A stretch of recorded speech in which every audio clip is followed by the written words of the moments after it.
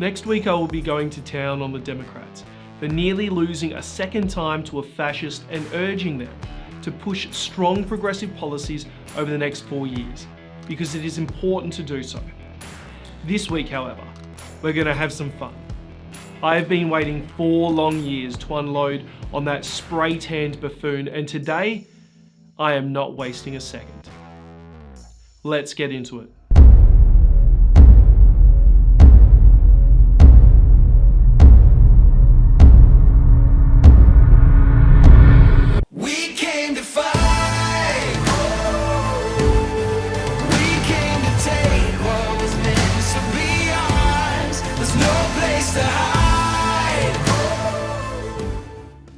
I never thought it would be possible to get this excited about Joe Biden winning a national election, but I have loved every minute of it.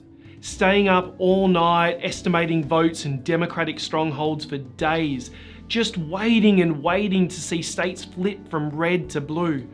First Michigan, then Arizona, Wisconsin, Pennsylvania, and Georgia. It was like political porn for me. I don't think I slept for 4 days, and it was absolutely beautiful. And from the man who brought you windmills cause cancer, now we're hearing it's all rigged. And it's hilarious. It's hilarious watching him flail around, knowing at least for now the world is done with this race-baiting, bigoted con man, this spray-painted, whiny, whinging little loser, this pathetic, sad excuse for a man. Don't get me wrong, he's coming back. Mark it down, 2024, he will be back. And there'll be no doubt over the next few weeks and months, he will continue to try and steal this election through the courts, or more likely, given every court case he has already brought has been thrown out in a pile of flames, faithless electors. But for just a moment, I'm reveling in the sunlight, knowing all too well that the American people finally shouted, "You're getting removed," to the cancerous mole on their back. And the way it happened, drawn out over days, allowing us to witness his meltdown live, it was beautiful. Not to mention the last gasp of his lawyer, Borat's latest victim, Rudy Marry Your Cousin Giuliani, who held a press conference in a parking lot of a landscaping business between a pawn shop and a crematorium to tell the world it's not over. Of the many twists and turns of the Trump presidency, another, just as the American TV networks were preparing to declare Joe Biden the winner. The team representing the loser were in an industrial estate in the Philadelphia suburbs. 1, 2, 3, test. A news conference had been called. 1, 2, 3. Why here? We don't know, but with the podium in place, out walked the president's lawyer, Rudy Giuliani. Wow, what a beautiful day. Thank you. With him, witnesses, he said, to mass electoral fraud. That they were uniformly deprived of their right to inspect any single part of the mail-in ballot. It's 3 days since he first alleged fraud. Since then, he says he's found 50 witnesses, but only a handful were available to speak. But you have provided 3 people. You say you've I've spoken about 50 people. You say you've interviewed 25 of those 50. I have statements from 25. We've spoken to 50. Right, that's 50 people. Every single inspector. That's 50 people in 3 days that the president's lawyer has been able to find, with presumably the huge team you have. I didn't speak to them. Are you the lawyer for the other side, by the way? No, Well, you should get paid for it. And as he spoke, the news came in that Joe Biden had been declared the victor. Who was it called by? All the networks. Oh my goodness, all the networks. Wow.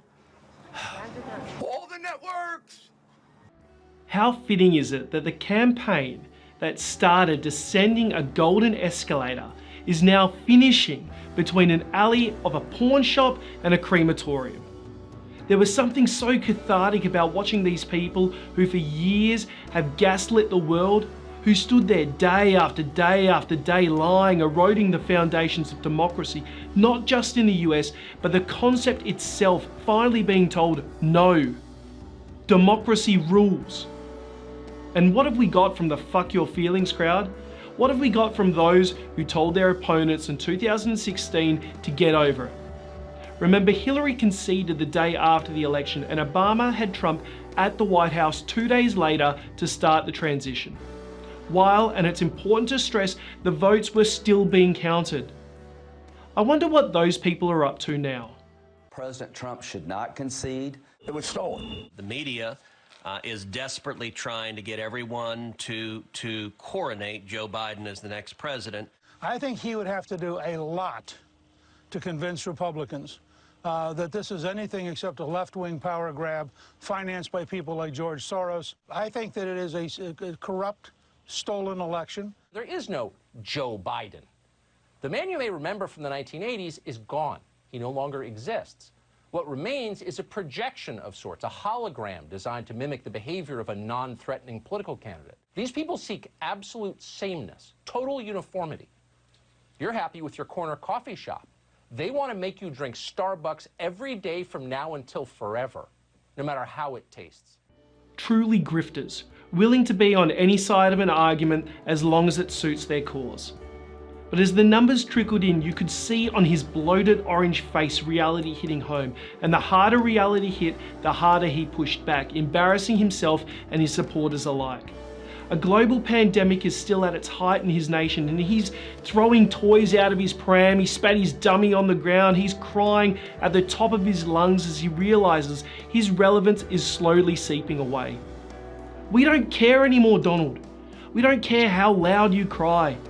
And his supporters, oh my God, just as loud. It's rigged, it's fraudulent, give me a break. Here's what you need to believe to remain a Trump supporter. There is a coordinated and successful effort by Democrats to rig 6 state elections, of which 5 of those state legislatures are run by Trump's own Republican Party. Additionally, somehow, Democrats managed to manufacture and sneak into the counting process massive quantities of fraudulent votes in favor of Biden in each of the following states. Over 20,000 in Wisconsin, 45,000 in Michigan, 45,000 in Pennsylvania, 11,000 in Georgia, 15,000 in Arizona, and over 35,000 in Nevada. And somehow, the man who managed to coordinate all of this, in Trump's own words, the worst candidate in history. You need to believe that old Sleepy Joe is somehow the most amazing, intelligent, and sophisticated campaigner on earth, able to convince Republican legislatures to work with him against their own candidate. Or you could believe that Trump just lost. And now, as he flails like a turtle on its back in the hot summer sun, it's so gratifying to know after all these years I was right.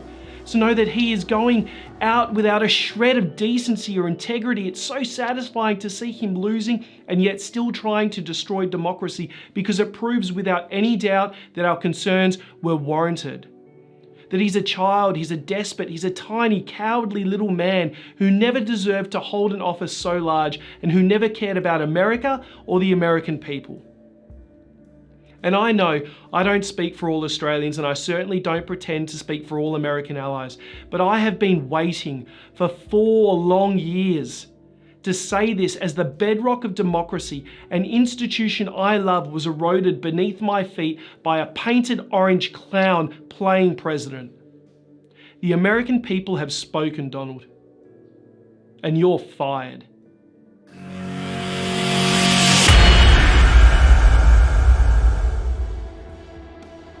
I would like to thank everyone who has assisted here at the Progressive Aussie. Those from the US who pointed me towards polling data that I was after, those who emailed and tweeted support, and most of all those who subscribed on YouTube. The Progressive Aussie was more accurate than any mainstream media outlet when calling the results of this 2020 election. On our Facebook page, the day prior to the election, we predicted Joe Biden would secure 305 electoral college votes, and it appears he will walk away with 306. We predicted every state right, including Georgia and Arizona, and only missed Nebraska's 2nd district. So if you're chasing a progressive outlet that is honest about our bias, that tells you how we see it, and most importantly, now has a track record of accurately predicting national US elections, subscribe to the Progressive Aussie.